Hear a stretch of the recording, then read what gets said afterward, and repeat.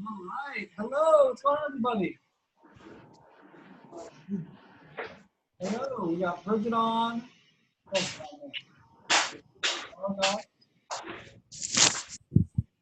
How we doing, everyone? What's going on? You guys hear me? I don't know if you guys can hear me. Sure.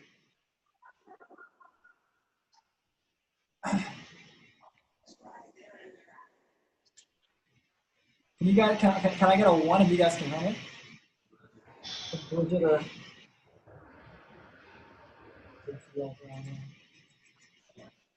I think you guys can hear me. Speaking.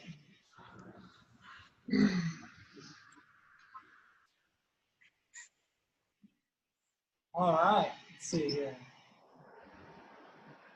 Okay. Okay.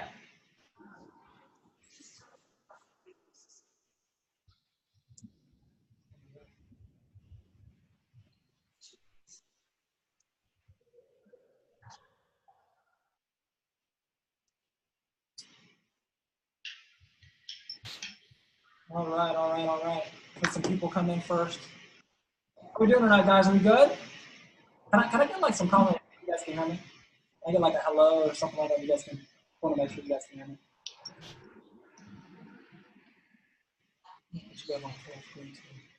Bernie, I'm gonna unmute Bernie.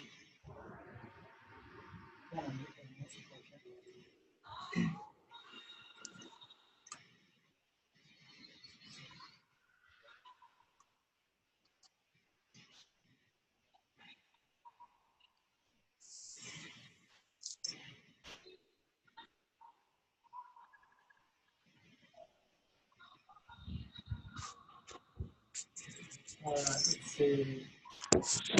Uh-oh, who you checked out, baby? Oh.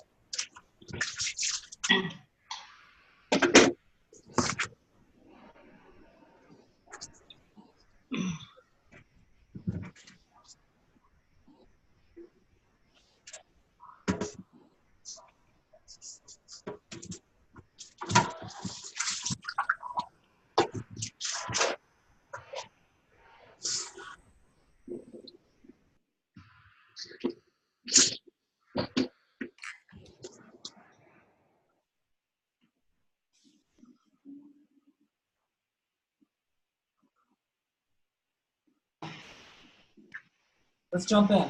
You are muted now. Can you guys hear me? Let me get a hello. Let's see. Margox is in here. Bernie's in here. Rochelle's in here. Can you guys hear me? Yeah. Yes. Yeah. Okay, perfect. What's going on, guys? How you guys doing? Good. Good. I'm excited to have you guys here again. I'm not like gonna try to sell you anything. I really just want to have a conversation and see if I can bring any value to you guys via surplus funds. Some of you, Bernie's actually in my program. I think the rest of you guys are not. I don't care. I'm not gonna say anything. But I just want to know, you guys hopped on. Before I start with doing like questions and stuff, I wanted to kind of just take a second. And you guys know who Grant Cardone is? Yeah. Yes.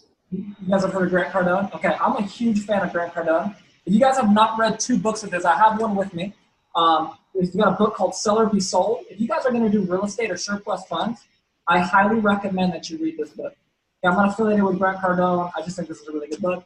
And the other book that we recommend actually in our program is it's called the 10X Rule. And that's just a really fundamental book that if you have the opportunity to read that, I highly, highly recommend that you take whatever, a week and just read that book. So hopefully that'll bring some value to you guys. And then the only other thing I wanted to say was, and I don't know what questions you guys have and like that. I want this to be a lot of Q&A. But the big thing I can say for any real estate-based business when you're first getting started, whether it's surplus funds, wholesaling, I don't know what you guys do, but whatever it is, the key is to get on the phone and make calls. So if you're like, I need to get started, I'm having trouble, just make more calls. Getting calls and stuff, that's the hardest part, but once you get that down to a science, you can figure everything else out. And so that's my best advice. Does that kind of make sense, guys? Sure. Yep. Okay, awesome. But let's just do Q&A then, I guess. I don't know, whoever wants to go first can go. It's kind of up to you guys.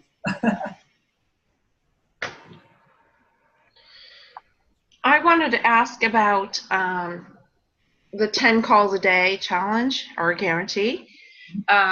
What I find I'm already in the overage business. I'm already doing it in Connecticut and Florida.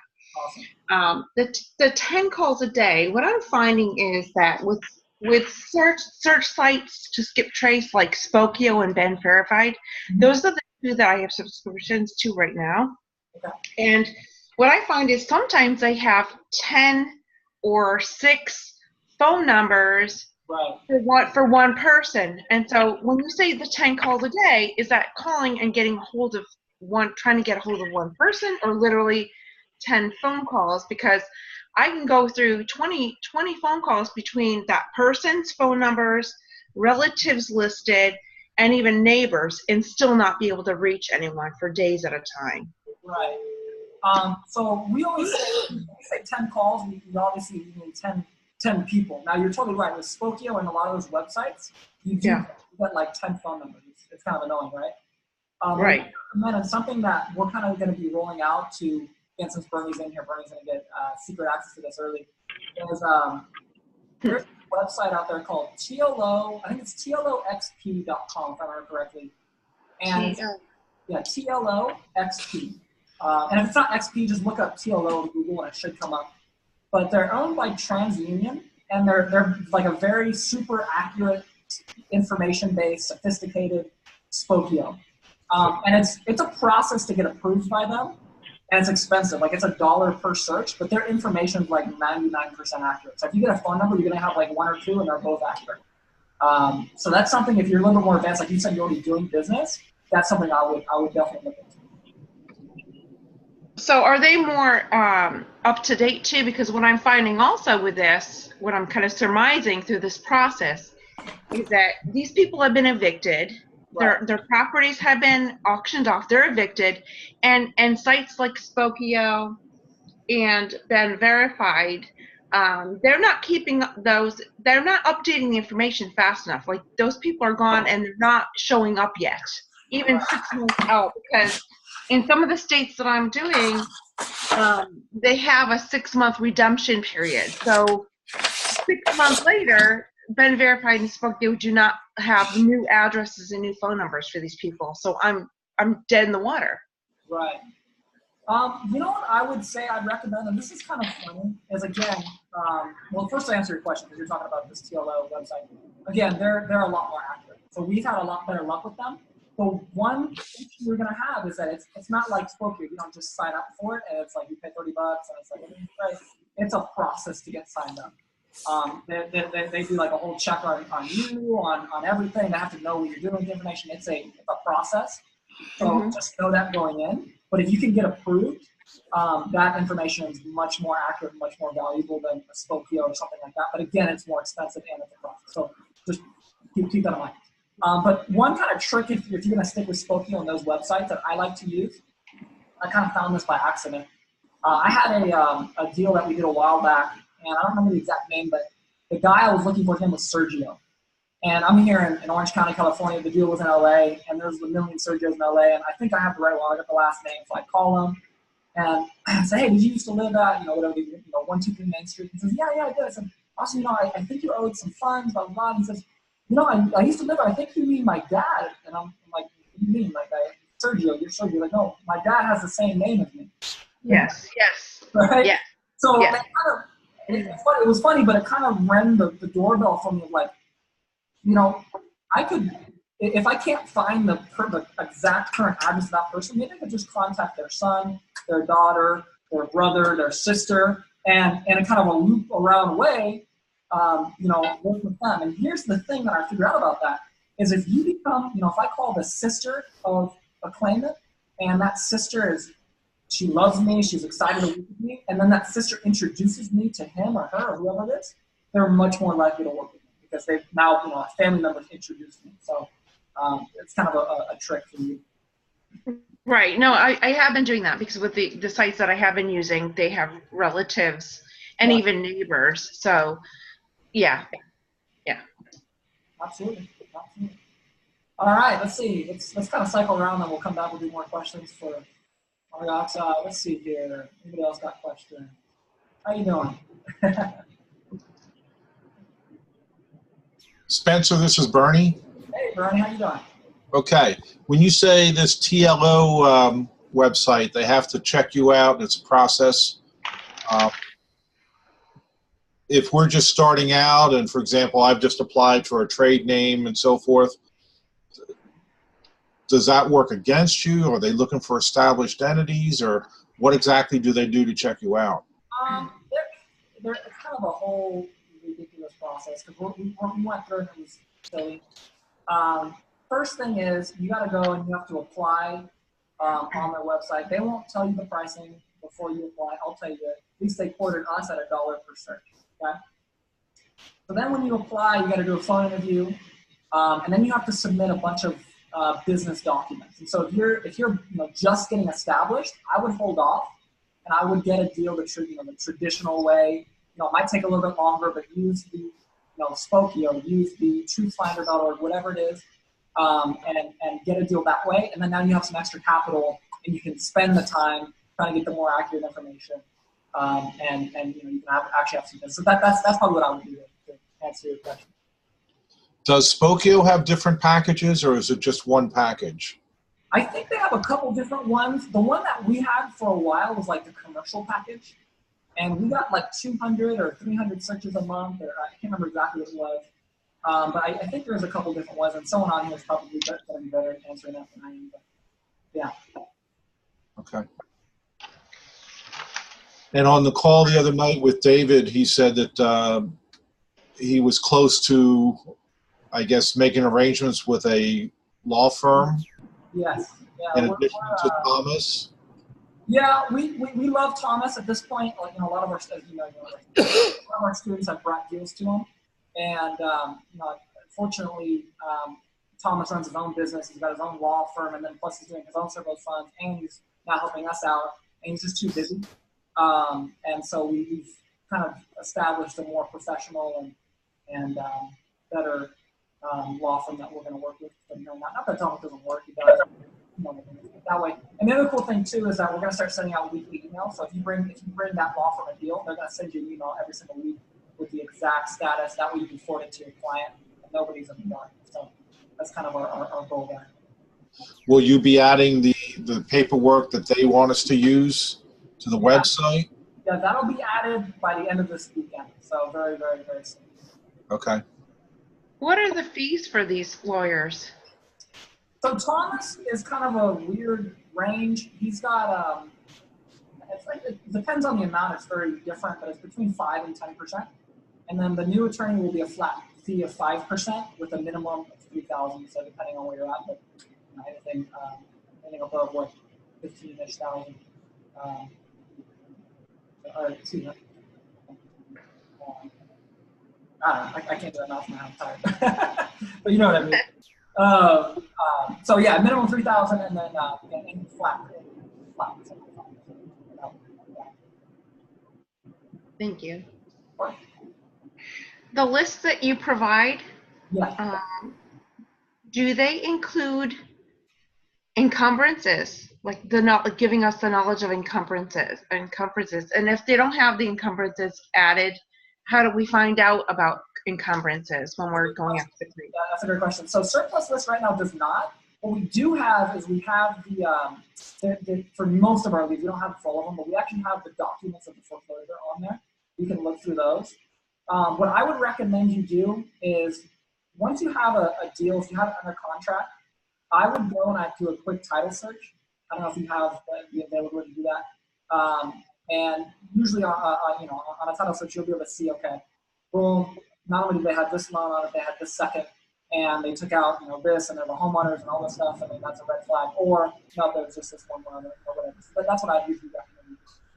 So you actually run title searches as opposed to like calling a county courthouse or a county clerk to inquire if one has come forward for claiming? Because in some of the other states that I work in too, there's a certain amount of time, a time frame for those encumbrances to come forward and claim. And once that time frame expires, they can no longer, they forfeit it forever. Right. California's a little different. So you're talking about two separate, I think we're talking about two separate things. I'm talking about if there's other, there's another loan on the property. You're talking about if something else recovered the funds? Like another... No, not quite. Encumbrances, the way I define encumbrances are any liens, mortgages, and so on the property. And those encumbrances, those entities, in other states, they have a certain amount of time.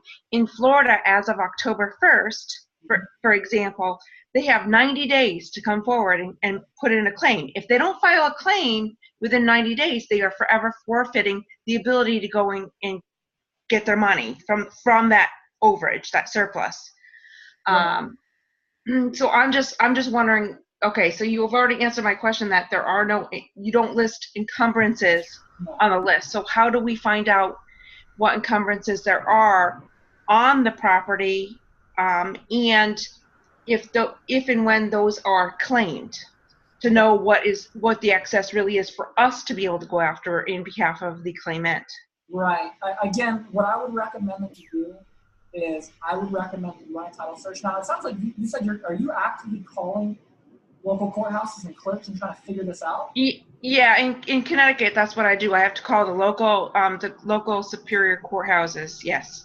Usually what we do is anytime we get a deal under contract, we'll immediately run a title search for it. And if we see like, oh, this guy had 6 loans on this property, that's kind of a red flag for us. And we'll still, we'll go a little deeper and then we'll call maybe and figure things out. But I don't know. I mean, unless you love calling people, I usually don't like to call unless, I'm not sure. But if I can figure out and say, you know what, boom, look at this guy only had 1 loan on record. I'm 99% sure that this is his surplus fund amount around this amount, that I won't call. And usually David handles that. So, yeah. But interesting question. Do you recommend a website through which you run the title searches? Yeah, there's a couple different ones. We have a title rep over at First Team, so that's where we do all of ours. If you do not have that, a website that I recommend, you guys ever heard of Agent Pro 24/7? Anybody? If you have not, Agent Pro 24/7 is a website that they have a lot of good information on there. I think it's like $30 a month with 20 profiles, so probably more than that. But they have some good stuff. I think the best way to do it is just to get a title rep.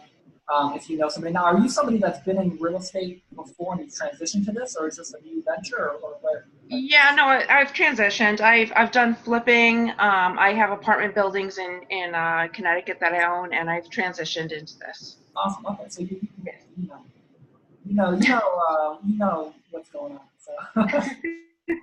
Can I get in a question? All the questions. Could I get in a question? Of course. What's going on? I'd like to find out what's the difference between you and Sean Bouge's Surplus Fund Riches. What is your program different from his? How's that different? Well, what's funny is I've watched some of Sean's videos. I've never gone through his course. All I can say is that this is what I know. What we do works, obviously. We've had students go through it that have been very successful. I'm not going to bash anybody else's program. And he seems like a nice guy. I don't know. I don't know how to do surplus funds. Correct me if I'm wrong. Do they do specifically tax funds, or do they do any type of surplus funds? I think they do both. They Okay. do both. They both. Uh-huh. So yeah, I don't know. Everybody's different. I'd say the one big difference is that we actually have the leads on our own site. Whereas I know like Sean and some of those other guys, like they make you go and find leads, which is a little silly to me. But again, I'm not gonna down talk anybody. I'm sure they're not. So how much is your program? Our program, if you want just the leads, or you want the full education program? It's the full education. The full education, there's two payment plans. There's a one-time of $997, or there's a three pay of $397. So you get on there right now and get access to everything. That includes the lawyers, contracts, leads for 3 months for free, 4 coaching calls, and the whole master class. Okay. And script. And script. So. Okay. All right. Thank you. Absolutely. Let's see, who else? What about Nick? Nick's been a little quiet. It's good. Nick, have any questions?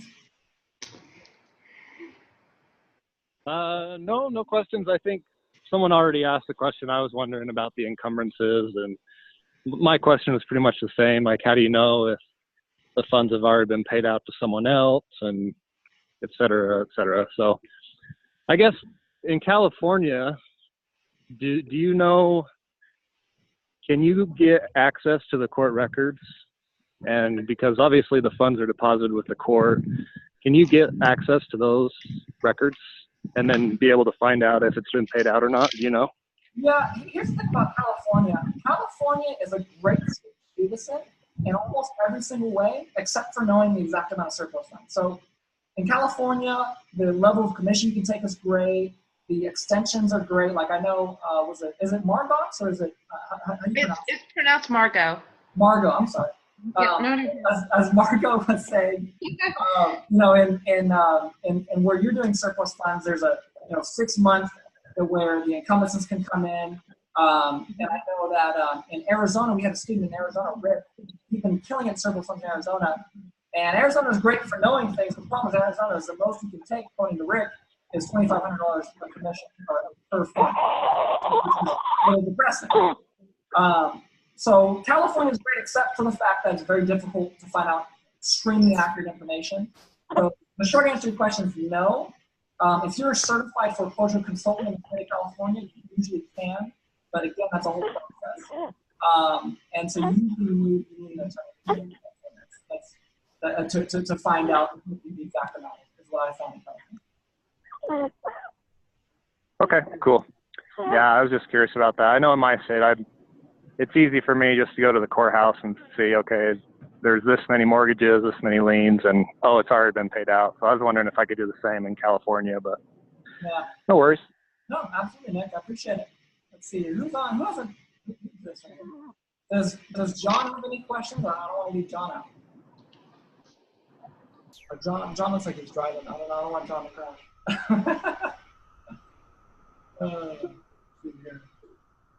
I don't know if John, can you hear me, John? Yes. Okay, John, do you have any questions? I don't know if you get a question. No, I'm driving. I'm to listen in and not getting a wreck. Okay, all right, no worries, John. Okay, then if anyone else, Marco, if you got another question, or Mark just hopped on. If Mark's got a question. Bernie, anybody? Rochelle? I got another question for you. Okay, I have a SOTA report. Can that work with your program? You have a what? A SOTA report. A SOTA report. SOTA, S-O-D-A. Oh, a SOTA report, yeah. Well, a SOTA report and what location is it? It's in New Jersey. New Jersey. Mm-hmm. That's a tough. You know what? Let me write that down. I'd have to ask David for that. I'm not actually sure. Okay. What's your email, Rochelle? Let me ask him and write you back. Okay. Okay. My email is Rochelle, ROCHELLE,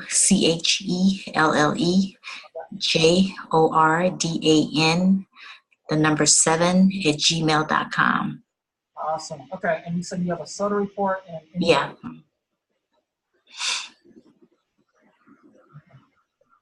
Awesome. Yeah, let me ask him. He would know that.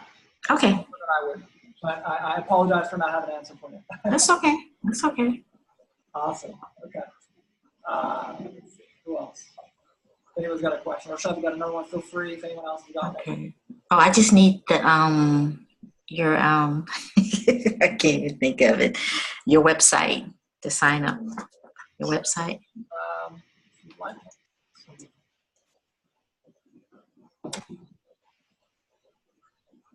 You can send that on my email. Okay, perfect. Okay. Okay. All right. Let's see here. Is Mark? Can Mark hear me? I want to make sure Mark can hear me.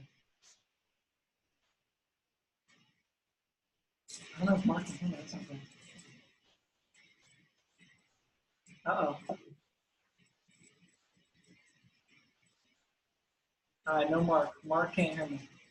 Well, in that case, if no one's got questions, I'm gonna continue on my rant of books that you guys should read. Have you guys ever heard of the book How to Win Friends and Influence People? One of the fundamental books.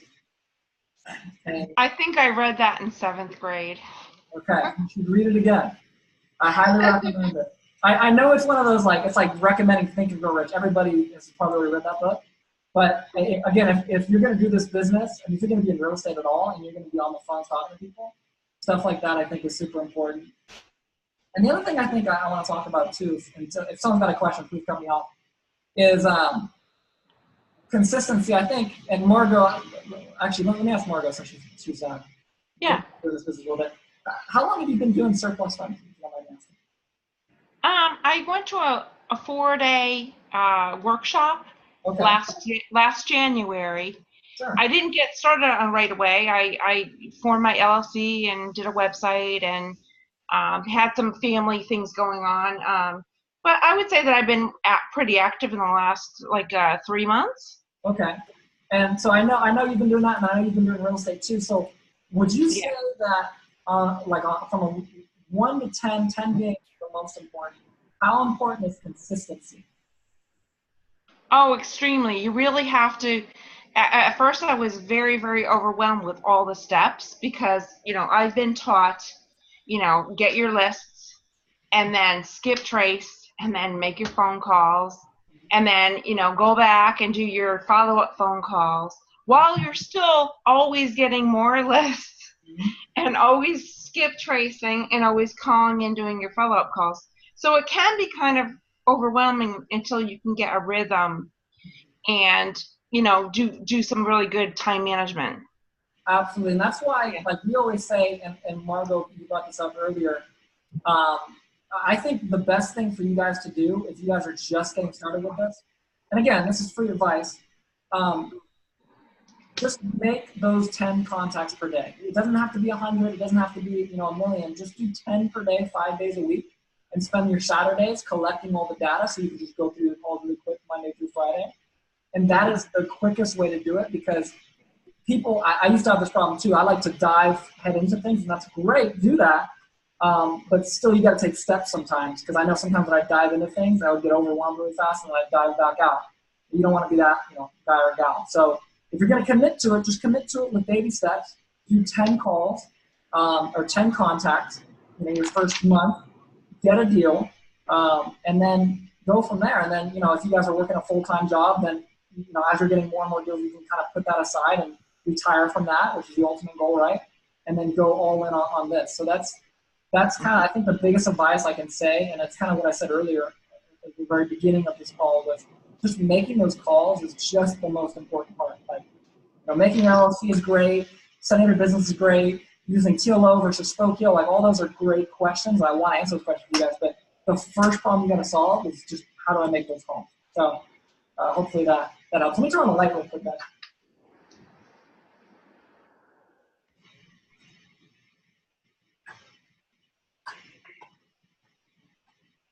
Hopefully that's a little better. All right. Spencer, this is Bernie. Hey, Bernie. Is there a particular time of the day you found more effective as far as getting actually able to talk to someone? Yes, there is, Bernie. There's 2 times of the day, but before I tell you this, I'm very, very scared. I'm very scared to give you my answer. So let me ask you a question, and then I'll tell you the answer. Okay? How many calls are you averaging right now per day, honestly? I haven't started yet. Okay. So I'm going to tell you the answer. But just know that whatever schedule time works for you, just do that, right?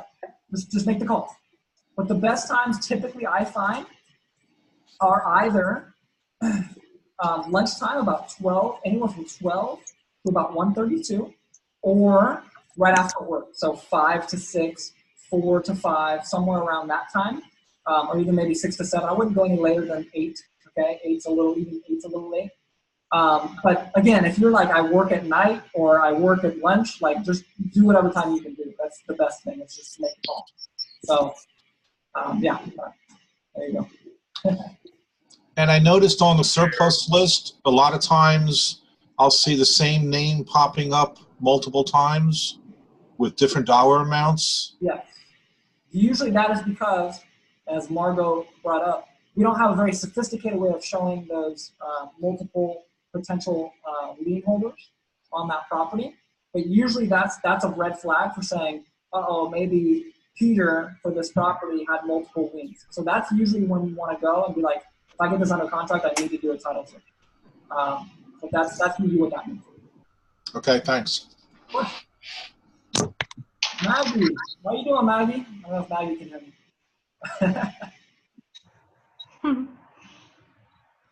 How when we get the list, how much more research is involved, beyond just getting your list? Like so I get your list. How much more research do I need to do on that given list before I can just start picking up the phone and calling people? So the list includes the trustee, the trustor, the address that the property that was foreclosed on is located, and then again, most of the time actually, we have the documents for the actual foreclosure.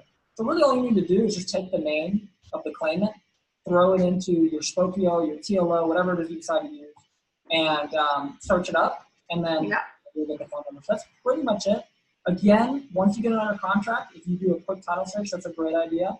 But yeah, so Stephanie, what's going on? So one thing real quick, on Saturday, we're taking from the corporate office to the airport. That means we have to try, I guess we're just gonna Uber, huh? Uber all our luggage over there. Yeah. Because we have to check out here by 11, I think. Yes, we're gonna have to check out really early. Yeah, and just Uber our stuff over there for the rest of the day. Is Maggie talking to me, or is Maggie talking to you? Somewhere that they have a place they can store bags. I wasn't sure if they had a hotel or. I don't know if Maggie was talking to me, so. We have a bunch of people in here. What's going on, Maggie? We have 11 people. Let's do some roll call. We got Bernie. Bernie said hello. We got John, Margot. We got Nick. You called in. Bridget, Maggie, Rochelle, Stephanie. We got Usher. Usher's in the building. Oh my gosh. We got Byron. Hope you guys are doing well. Let's see here. Who's got a question now? We only got I'm getting kicked off here in 6 minutes, so we got 6 minutes to go, guys. Who's got a question? I have a question, Spencer. This is Stephanie. Hit me, Stephanie. Okay. So I had one more deal left over at Thomas. Is he going to finish up those last ones, or do I need to check, or how do I need to take care of that? So you have it signed and already sent over to Thomas? Yeah, I just had that particular one, so that's why I said that. And the guy that I did it for, he's been asking me what's the status, and so I haven't gave him an update as of yet, but I probably need to give one this week to keep him in the loop. Okay. Yeah, absolutely. No, if you already sent it over to Thomas, Thomas will take care of you. No, it's already over to Thomas. It's been there like a couple of weeks, and so I need to get the update for that particular customer. So I can't take it back and route it to another attorney, or can I? But that'd be crazy. Yeah, that would be a little crazy. Yeah, no, I mean, you should be fine. Just I would reach out to Thomas, ask what's going on, give him a phone call, and then I would then your customer, your claimant, or whatever. But yeah, no, as long as Thomas already has it, I mean, Thomas will take care of you. Again, the one thing that we didn't like that much about Thomas, he's great, he'll take care of you. But again, he's so busy, his communication's a little iffy sometimes. Why we went the other way, but there's no issues. We just, it's just the business. Yeah. So the best way probably what? Send them an email trying to check on that last particular deal, and then. Absolutely. Okay. I'll just shoot them an email or a call, or whatever you prefer, and go from there. Okay. Thanks. Awesome. Thank you, Stephanie. All right, let's see here. Who else? Guys, we only have 4 minutes left, and there's 11 of you. There's 11 of you guys. I want to make sure everyone has a chance to get one question in. So if you guys have not asked a question yet, and you guys are shy, I will open up my chat. You guys can leave one in the chat. If John, I know John's driving. I don't want John to get in a wreck, but if John has a question, John can ask. But we got 4 minutes left, and I just want to make sure everybody gets a question in. I don't want anyone to feel like, damn, I didn't get a question. So this is your chance. This is your one shot. Let's see here. Like old meters. That's buzz cut, Donnie. Let's see here. He needs like a 1/4 inch of hair. They think, yeah, that's why he needs like a little covering. Conversation. Alan. All right, guys. Hey, Spencer, I'm David's virtual assistant. David, as in my business partner, David? I didn't know he had this is news to me. He has a virtual assistant, and his name is Usher. That's kind of cool. I feel like I'm getting pranked. All right, let's see here. Well, if you got a question, Usher, I'd be happy to answer your question for it. Let's see here. Stephanie. If nobody else wants to ask one, I have one. Go ahead, Margo. Yeah, what exactly needs to be done and handed over to your attorney? So you're talking about getting somebody under contract and then running a title search. Would not Attorney Thomas do the title search, or do I have to do that prior to handing over? So what are the things that I need to have handed over for the attorney to take over? So again, I'm asking a question. What you would need to do is you would need to have the contracts that are in the program filled out and sent over.